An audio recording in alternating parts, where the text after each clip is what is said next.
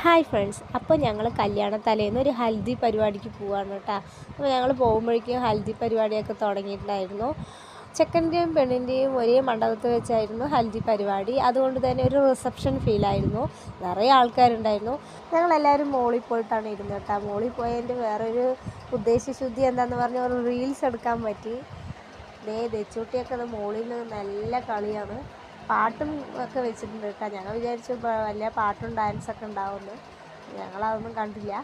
പിന്നെ നേരെ ഭക്ഷണം കഴിക്കാൻ പോയി. കല്യാണ തലേന്ന് പാലക്കാട്ടുകാരുടെ സ്പെഷ്യലാണ് കുമ്പളങ്ങി ഇറച്ചി.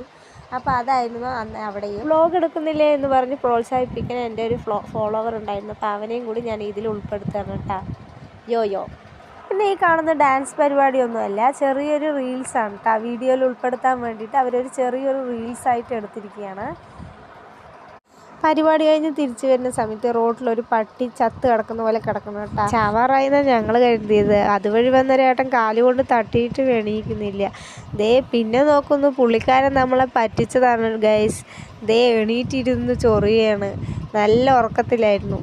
പിന്നെ ഞങ്ങൾ വീട്ടിലേക്ക് പോയി കേട്ടോ. അപ്പോൾ ഇത്രയേ ഉള്ളൂ, ചെറിയ വീഡിയോ ആണ്. Thank you.